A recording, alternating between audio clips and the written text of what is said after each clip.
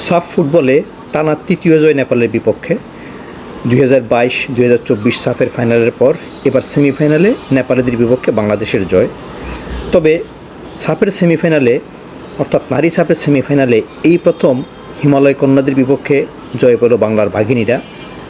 এর আগের দুটি সেমিফাইনালে নেপালের সাথে দেখা হয়েছিল বাংলাদেশের, দুই ম্যাচেই হার লাল সবুজদের। প্রথমটি 2010 সালের প্রথম সাফ ফুটবলে, যা কক্সবাজারে অনুষ্ঠিত হয়েছিল। সেবার নেপালের কাছে সেমিফাইনালে বাংলাদেশ 0-3 গোলে হেরেছিল।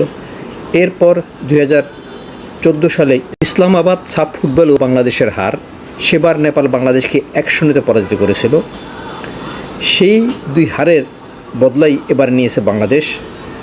পিছিয়ে পড়া বাংলাদেশ প্রথমে ঋতুপূর্ণা চাকমার অলিম্পিক বলে সমতায় আনে।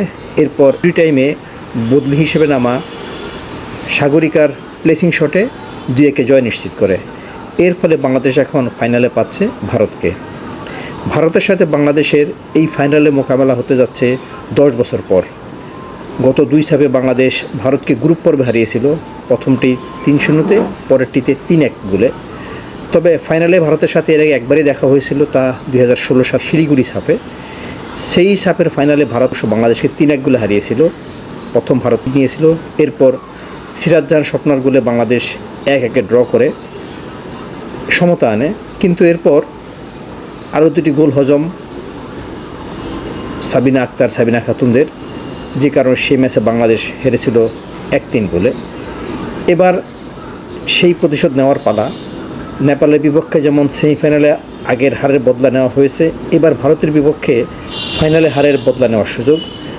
যদি গোয়ার মারগাঁও স্টেডিয়ামে বাংলাদেশ ভারতকে হারাতে পারে, তাহলে সাফের হ্যাটট্রিক শিরোপা ধরে রাখা সম্ভব হবে।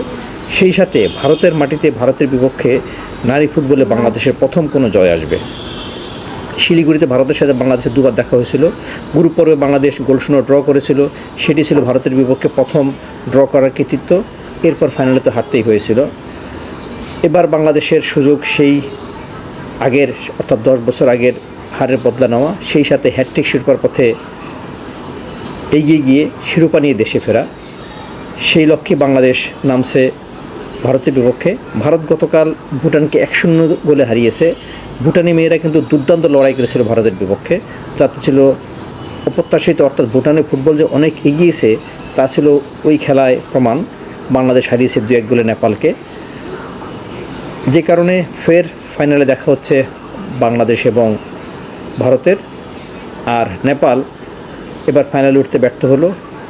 বাংলাদেশ তৃতীয়বারের মতো ফাইনাল উঠেছে, আর নেপাল না 3 ফাইনালে খেলার পর এবার বিদায় নিল সেমিফাইনাল থেকে। 2019 সালে নেপালের মাঠে যে সাফ ফুটবল হয়েছিল, সেখানে নেপাল বাংলাদেশকে গ্রুপ পর্বের ম্যাচে 0-3 গোলে হারিয়েছিল। পরবর্তীতে তারা ভারতের সাথে ফাইনাল খেললেও ভারত চ্যাম্পিয়ন হয়েছিল। এরপর 2022-2024 সাফের ফাইনালেও নেপাল খেলেছিল, তখন তারা ভারতকে হারিয়েছিল সেমিফাইনালে। এবার তারা বিদায় নিয়েছে। ফলে এখন বাংলাদেশ এবং ভারতের ফাইনাল।